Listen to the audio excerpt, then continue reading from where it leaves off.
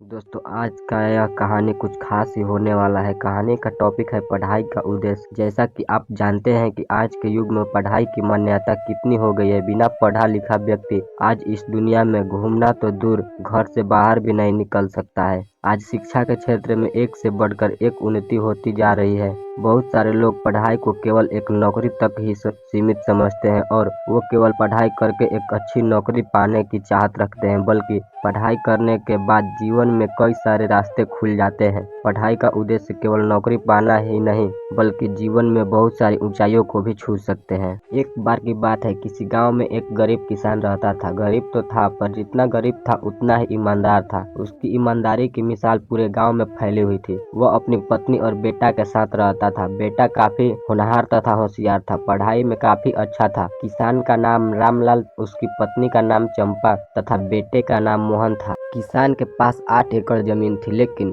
पूरा जमीन का फायदा नहीं उठा पा रहा था, क्योंकि एक तो पानी की बड़ी समस्या थी और अनपढ़ होने के कारण फसल में बीमारी तथा कौन सी मिट्टी में कौन सी फसल बेहतर होगी इस बात का भी पता नहीं था। गर्मी के दिनों में तो वह 8 एकड़ में से 1 एकड़ जमीन पर ही फसल उगा पाता था, क्योंकि पानी की बड़ी समस्या थी और उस फसल में से भी आधा फसल बीमारी में नष्ट हो जाते थे। केवल बारिश के दिनों में ही 8 एकड़ में से 6 एकड़ जमीन पर सिंचाई करता था। बाकी 2 एकड़ जमीन नदी के करीब होने के कारण पानी में डूब जाती थी। महंगाई भी काफी बढ़ गई थी, इतने में वह अपने घर का गुजारा भी नहीं कर पा रहा था।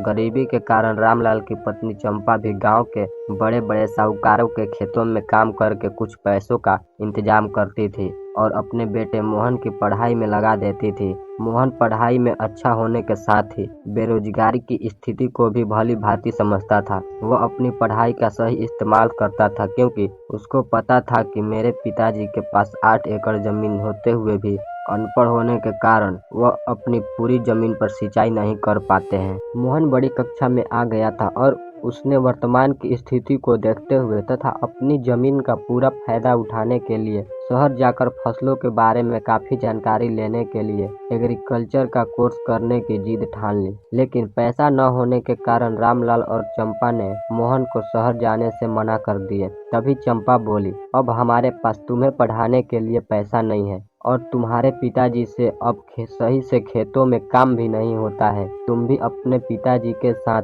खेतों में उनका सहायता करो और पढ़ाई छोड़ दो।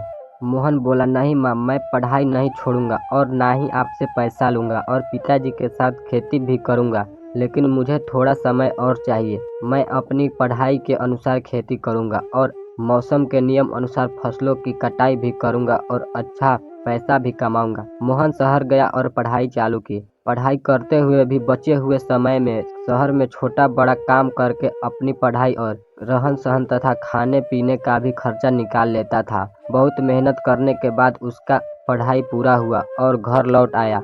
अब उसे खेती के बारे में काफी ज्ञान हो गया था। उसने अपने पूरे जमीन की सिंचाई की और तरह तरह के फसलें बोया। फसलों में लगने वाली बीमारी के लिए दवाई का भी छिड़काव किया। जब फसलों के दिन पूरे हुए और फसलों को काट कर शहर ले गया तो फसल बहुत ही अच्छा था, तो दाम भी अच्छा मिला। कुछ ही दिनों में गरीबी दूर हो गई और ऐशो आराम की जिंदगी जीने लगे। उसके माँ बाप को बहुत गर्व हुआ। मोहन ने पढ़ाई का सही उपयोग करके एग्रीकल्चर के फील्ड में उन्नति की। शिक्षा का मतलब यह नहीं कि शिक्षा प्राप्त करके अच्छी नौकरी करें, बल्कि शिक्षा का उद्देश्य यह है कि आप किसी भी फील्ड में उन्नति कर सकते हैं। इस कहानी में अगर मोहन पढ़ाई नहीं करता और पढ़ाई छोड़कर खेती करने लगता तो आज वो भी अपने माता पिता की तरह गरीब और लाचार रहता और अपनी जमीन का पूरा फायदा नहीं ले पाता। दोस्तों, मैं आशा करता हूँ कि आपको हमारा यह कहानी पढ़ाई का उद्देश्य पसंद आया होगा। आप इस कहानी को अपने सभी दोस्तों को शेयर करके कमेंट के जरिए हमें बताना कि आपको यह कहानी कैसा लगा। और भी इसी तरह के नए नए कहानी सुनने के लिए हमारे चैनल को सब्सक्राइब कर ले। मिलते हैं एक और नए कहानी के साथ।